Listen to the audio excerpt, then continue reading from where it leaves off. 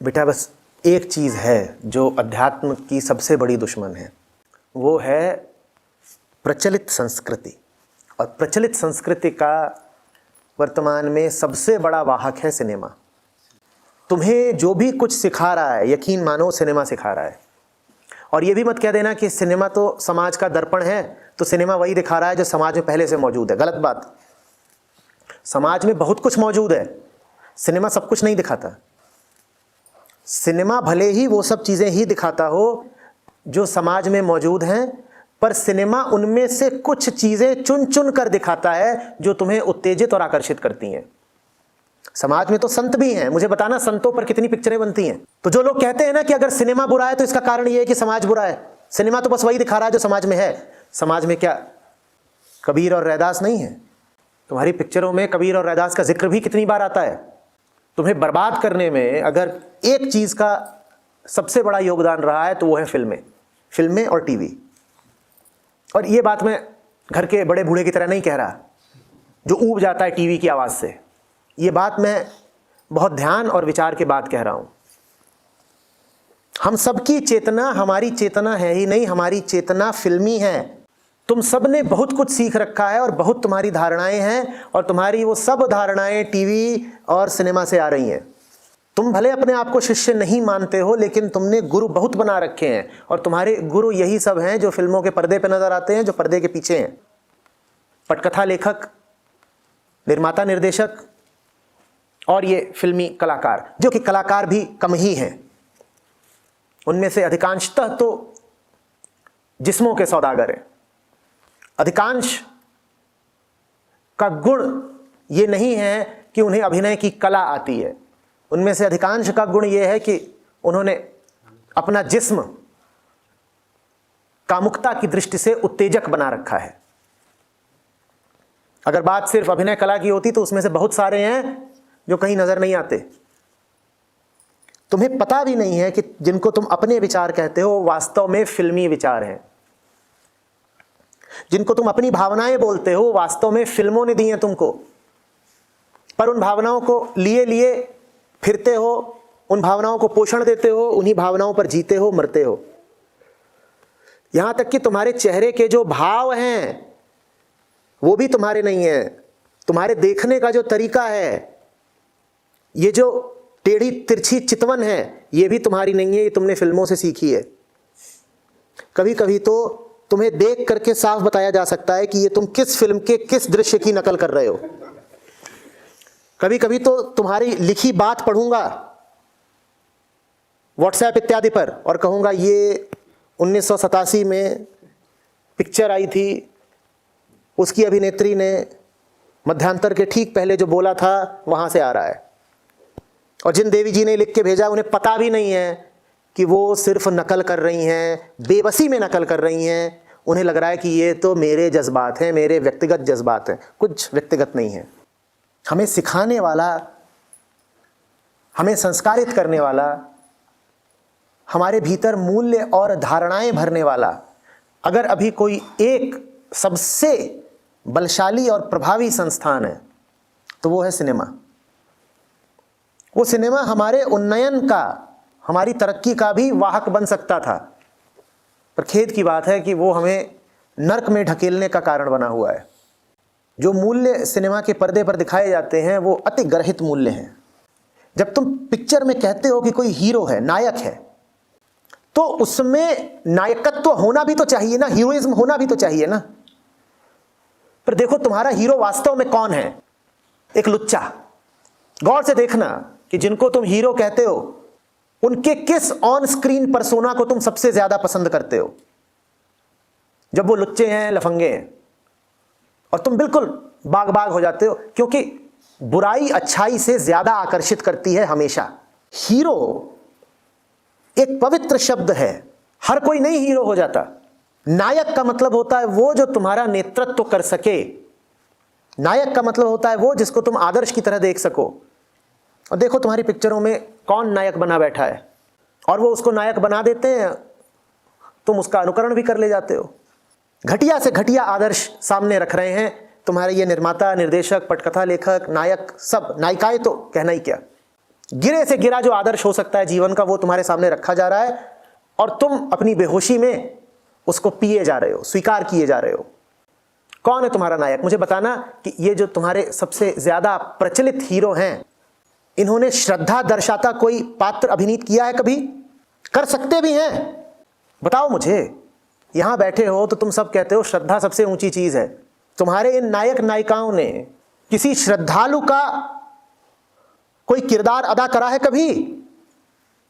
हाँ, अहंकार का खूब किया है, मैं ऐसा हूं, मैं वैसा हूं, मैं ऐसी हूं, मैं वैसी हूं, मैं ये कर दूंगी, मैं वो कर दूंगी। फिर तुम्हें ताज्जुब होता है कि दुनिया में इतना अहंकार क्यों फैला हुआ है, क्योंकि जिनको तुमने अपना हीरो बना रखा है, जिनको तुम अपनी हीरोइन बोलते हो, वही ऐसे हैं। समाज का अधिक से अधिक जहर सिनेमा घरों से आ रहा है। तुम्हारे बहुत सारे हीरो हीरोइन तो ऐसे हैं जो कोई ढंग का किरदार अदा ही नहीं कर सकते।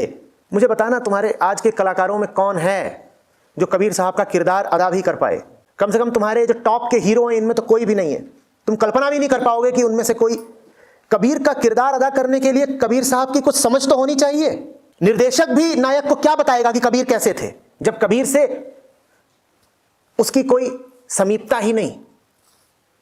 हाँ, उनकी समीपता लुच्चों और लफंगों से है, तो ये वो बड़ी आसानी से बता देते हैं कि लफंगाई कैसे करनी है, बदतमीजी कैसे करनी है स्क्रीन पर, किसी की गाड़ी कैसे ठोकनी है, लड़की कैसे उठानी है, घूंसा कैसे मारना है, अश्लीलता कैसे करनी है। ये निर्देशक आसानी से बता भी लेते हैं और नायक और नायिका आसानी से अभिनीत भी कर लेते हैं, क्योंकि वो ऐसी ही दुनिया से आ रहे हैं। उनकी दुनिया में कबीरों की कोई जगह नहीं। इसीलिए तुम्हारी पिक्चरों में न मीरा पाई जाएंगी, न कबीर पाए जाएंगे, न अष्टावक्र पाए जाएंगे, न बुद्ध पाए जाएंगे, न जीसस पाए जाएंगे। पश्चिम में तो फिर भी कोई पिक्चर बन जाए जिसमें जीसस का कुछ नाम हो। भारत में तुम नहीं बना पाओगे कोई पिक्चर याज्ञवल्क्य के ऊपर, अरण्य के ऊपर, गौतम के ऊपर, भारद्वाज के ऊपर, कश्यप के ऊपर। तुम्हारे पटकथा लेखकों ने ये नाम ही नहीं सुने होंगे। वो दाऊद इब्राहिम पे पिक्चर बना लेंगे क्योंकि उन्हें दाऊद इब्राहिम का सब कुछ पता है, वो उसी माहौल में रहे हैं, वही उनका चुनिंदा माहौल है। उनसे कहा जाए अष्टावक्र पे बना देना, वो कहेंगे कौन सा वक्र, उच्चारण भी नहीं कर पाएंगे। और तुम चले जाते हो, इनकी पिक्चरों को सुपरहिट बनाते हो, 100, 200, 400, 800 करोड़ का व्यापार कराते हो, सांप को दूध पिलाते हो।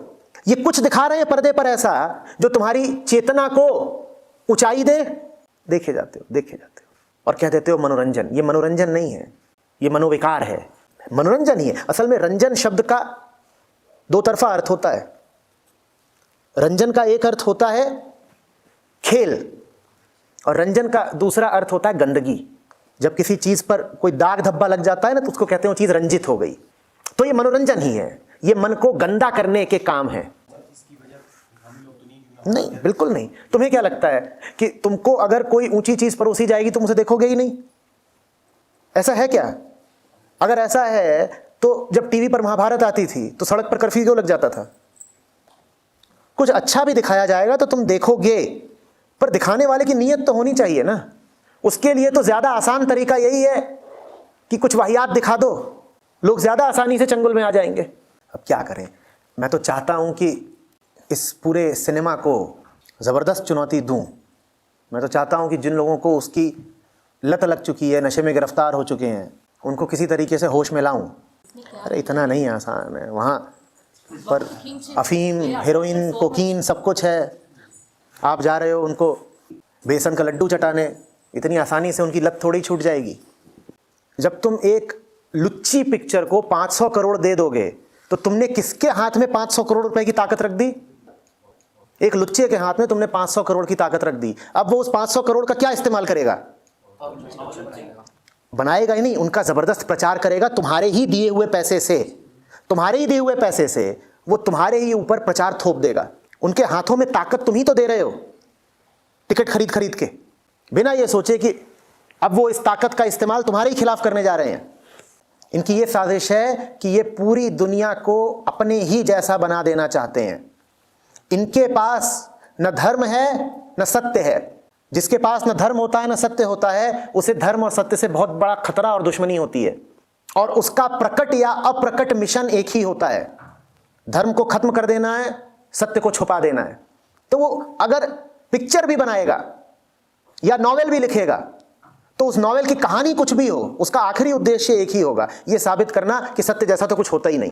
जबरदस्त तरीके से मजाक उड़ाया जाता है, ताकि जितने लोग ध्यान और भक्ति के मार्ग पर बढ़ रहे हैं वो निरुत्साहित हो जाएं। दो मतलब है, पहली बात तो ये कि वो वही दिखा रहे हैं जो बिक रहा है, जो बिक रहा है उससे उनको अर्थ की, धन की, ताकत की प्राप्ति हो रही है। दूसरी बात ये कि जो अधार्मिक आदमी होता है वो भीतर ही भीतर धर्म से घोर डरा हुआ होता है। उसके लिए बहुत जरूरी होता है कि वो जहां कहीं धर्म का जरा भी अवशेष बचा हो उसे मिटा दे। अंधेरे को तो एक दिए से भी बहुत डर लगता है ना। जो अंधेरे का पुजारी होगा उसे तो दूर टिमटिमाता एक दिया भी घोर शत्रु लगेगा, वो उसे मिटाने के लिए उत्सुक रहेगा। बिल्कुल मतलब है, क्योंकि वो ये स्थापित करना चाहता है कि धर्म जैसा कोई होता ही नहीं, कुछ है ही नहीं। धर्म का एक भी दिया अगर कहीं भी है तो वो उसके लिए खतरा है। इसीलिए तुम अक्सर पाओगे कि धार्मिक आदमी धर्म का प्रचार करे ना करे, अधार्मिक आदमी अधर्म का प्रचार जरूर करेगा और धर्म का उपहास उड़ाएगा। तुम्हारी फिल्मों में इसीलिए धर्म की इतनी खिल्ली उड़ाई जाती है, क्योंकि उन्हें धर्म से बहुत खतरा है। समझो तो दुनिया धार्मिक हो गई तो इनकी पिक्चरें कौन देखेगा? तुम्हें अगर जरा होश आ गया, तुम्हें अगर जरा अक्ल आ गई, तो इन निर्देशकों की और अभिनेताओं की तो दुकानें बंद हो जाएंगी ना। तो उनके लिए बहुत जरूरी है कि तुमको बेहोश रखें। ये बना सकते ही नहीं। तुम फिल्म वही तो बनाओगे जैसे तुम होगे। तुम अपने लुच्चे अभिनेताओं की ओर देखो, मैं कह तो रहा हूं, और मुझे बताओ कि इनमें से कौन है जो कबीर साहब का किरदार अदा कर सके। तुम अपनी अभिनेत्रियों की ओर देखो और मुझे बताना कि इनमें से कौन है जो मीरा का भाव पर्दे पर दर्शा सके। बताओ ना, इनमें से है किसी में लल्लेश्वरी वाली गरिमा? तुम ऐसे कह रही हो कि अगर वो अच्छी पिक्चरें भी बनाएंगे, जैसे कि उनके पास विकल्प हो। जरा दिमाग में अपने निर्देशकों की फेहरिस्त लाओ और मुझे बताओ इनमें से किसमें दम है, किसमें काबिलियत है कि एक अच्छी आध्यात्मिक पिक्चर बना दे। आध्यात्मिक पिक्चर बनाने के लिए अध्यात्म का अ तो पता होना चाहिए ना। कैसे बना देंगे? ये वही बनाते हैं जो ये हैं, और कुछ बना सकते नहीं। कौन है जो इन पिक्चरों को देख करके उपनिषदों की तरफ बढ़ जाएगा? कौन है? उनमें भी धर्म का उपहास ही बनाया गया है। लोग वैसे ही धर्म की ओर नहीं जाना चाहते। आप और बता दो कि धर्म माने तो बाजारबाजी। अरे तथाकथित धर्म तो बाजारबाजी है। लोग वैसे ही नहीं धर्म की ओर जा रहे, तो आपने उनको एक कारण और दे दिया कि अब तो तुम दुनिया के बाजार में ही मशगूल रहो। रोगी को अगर आप ये बता रहे हो बार बार कि 99% दवाएं नकली हैं, तो इससे उसका मर्ज चला जाएगा क्या? ये जो यहां बैठे हैं ना बच्चे, इनसे पूछिएगा पिछली 10 पिक्चरें कौन सी देखी हैं, फिर थोड़ा ज़मीन का पता चलेगा आपको। यही पूछ लीजिए पिछली कौन सी 10 पिक्चरें हैं जिनके नाम याद हैं, और फिर उसमें से एक सार्थक नाम बता के दिखाइए। ये यहाँ बैठे हैं, यहीं पर सर्वेक्षण कर लीजिए हाथों हाथ। पिछले 10 गाने पूछ लीजिए कौन से याद हैं, और मुझे बता दीजिए उसमें कौन सा ऐसा गाना है जो उसकी याद दिला दे। तो माहौल में क्या चल रहा है, संसार के क्या तथ्य हैं, इससे पूरी तरह अवगत रहिए। संसार का तथ्य ये है कि ये ऋषिकेश है, और कल रात भर यहाँ कहीं किसी शादी में एक फूहड़ गाना लाउड स्पीकर पर बज रहा था। ये ऋषिकेश का हाल हो गया है फिल्मों के द्वारा। आप किस दुनिया में हैं? जिंदगी में लोग होंगे ना जिनकी आप परवाह करते हैं, कल को आपको दिखाई देगा वही लोग इन गानों पर नाच रहे हैं। आज ये गाने ऋषिकेश पहुंचे हैं, कल केदारनाथ भी पहुंचेंगे।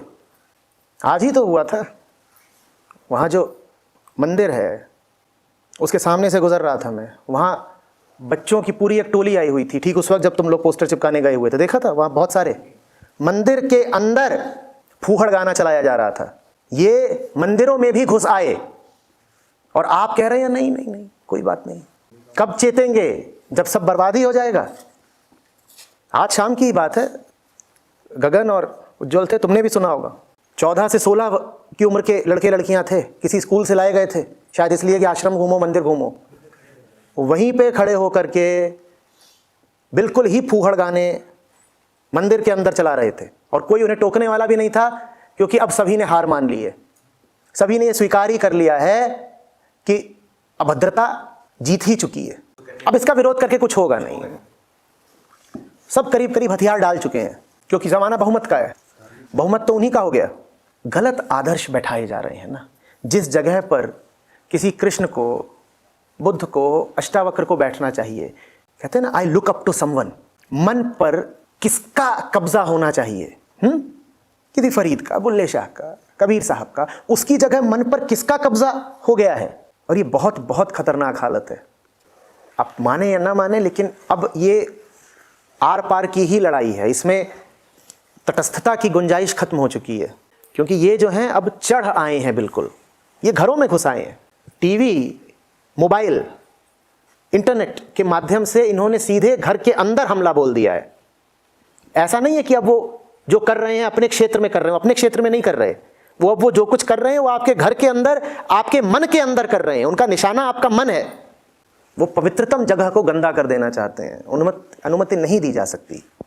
खेल सब पैसे का है। उनको 500 करोड़ 1000 करोड़ हम दे रहे हैं। देखते हो ना, पिक्चर रिलीज होने से पहले कितने तरीकों से तुमको फंसाते हैं। पहले ही हफ्ते में 50-100 करोड़ निकाल लेते हैं। जब तक खबर पहले कि पिक्चर तो घटिया है, तब तक उनके 100 करोड़ बन चुके होते हैं।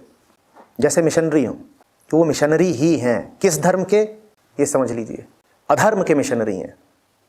इवेंजलिस्ट हैं अधर्म के। सिर्फ चेतावनी देने से नहीं होगा, एक सृजनात्मक विकल्प खड़ा करना होगा। विकल्प खड़ा भी करना होगा और उस विकल्प का जोर शोर से प्रचार भी करना होगा, ठीक वैसे जैसे वो अपनी पिक्चरों का प्रचार करते हैं। दुश्मन तो पूरे तरीके से प्रचार पर उतारू है, और हम कह रहे हैं नहीं साहब, सत्य को प्रचार की क्या आवश्यकता। सत्य को ही प्रचार की आवश्यकता है। झूठ तो इतना आकर्षक है कि उसे प्रचार चाहिए नहीं, वो तो बिना प्रचार के भी फैल जाएगा, फिर भी उसका प्रचार होता है। सत्य को ही प्रचार चाहिए। विकल्प बनाना भी पड़ेगा और विकल्प को प्रचारित भी करना पड़ेगा।